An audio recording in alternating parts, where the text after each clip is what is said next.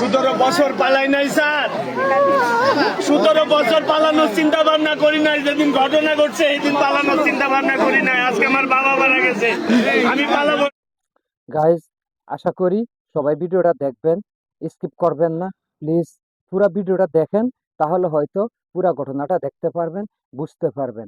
আমি জীবনে অনেক ভিডিও করেছি, একটু অনেক ভিডিও রিয়াকশন দিয়েছি, কিন্তু এই ভিডিওটাতে এসে আমার কথা বলার মানে কি বলবো, ভাষা হারিয়ে ফেলেছি, দম বন্ধ হয়ে আসছে। এই যে যাকে দেখছেন, উনি 2009 সালের বিডিআর বিদ্রোহের আসামি। উনি একজন জওয়ান ছিলেন, দেশের জন্য কাজ করেছেন। কিন্তু দুঃখের বিষয় হলো, যখন উনি 2009 সালে জেলে গেলেন, আজকে 17 বছর, উনি বারবারই বলছেন যে আমি 17 বছরে পালাইনি, এখনো পালাবো না, দয়া করে আমার হাত করাটা একটু খুলে দিন প্লিজ। এত রিকোয়েস্টের পরে যাক রহম হয়েছে। চারিদিকে পুলিশ পাহারায়, দেখেন বাপের জায়নাজা দেওয়ার জন্য আসছে। ব্যাপারটা হলো এরকম, আরো শুনলে আপনারা মর্মাহত হবেন যে এই ব্যক্তি 2009 সালে যেই দিন ঘটনাটা হয়েছিল, তার 1 সপ্তাহ আগে মাত্র বিয়ে করেছিলেন। বিয়ে করে উনি বাসর ঘরটা পর্যন্ত করতে পারেননি, কিন্তু ওনার ভাগ্য ওনার সাথে দেয়নি বা ওনাকে সাপোর্ট করেনি। যার কারণে উনি ভেবেছেন পরে একসময় ছুটি নিয়ে এসে ধুমধাম করে বউকে ঘরে তুলবেন। কিন্তু ভাগ্যের পরিহাস, উনি সেই বউকে ঘরে তুলতে পারেননি। কিন্তু ওই বউ আজও পর্যন্ত ওনার পথ চেয়ে অপেক্ষায় আছেন। উনি মুক্তি পাবেন, দেশে আসবেন, ঘরে আসবেন, ঘরের ছেলে, তারপরে তারা বিবাহ বন্ধনে আবদ্ধ হবেন।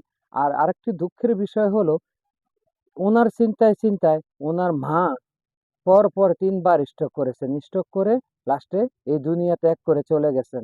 সেটা ছিল 5 তারিখের 5ই আগস্টের আগে, বিগত সরকার থাকাকালীন। যার কারণে উনি ফেরলে মুক্তিও পায়নি, মাকে জানাজাও দিতে পারেনি, মায়ের কবরে মাটিও দিতে পারেনি। আজ বাবা মারা গেছেন, অনেক রিকোয়েস্টের পরে ওনাকে জানাজা দেওয়ার সুযোগ দেওয়া হয়েছে। আসলে আমাদের ভাগ্যটাই এমন, আমাদের দেশের আইন কানুনই এমন।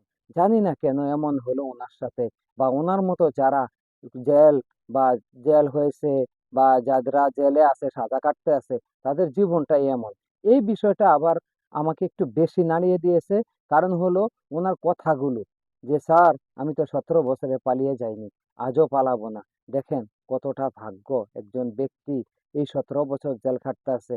জানি না আদৌ মুক্তি পাবে কি পাবে না। কারণ হলো ওনার সহধর্মিনী ওনার জন্য এতটা দিন অপেক্ষা করে আছে। উনি কিন্তু বলেছে যে তুমি অন্য স্তর বিয়ে করে ফেলো, কিন্তু বিয়ে করেনি, কারণ ওনার অপেক্ষায় আছে। আশা করি উনি মুক্তি পাবেন এবং কি এসে ঘর সংসার আবার নতুন করে শুরু করবেন ইনশাআল্লাহ।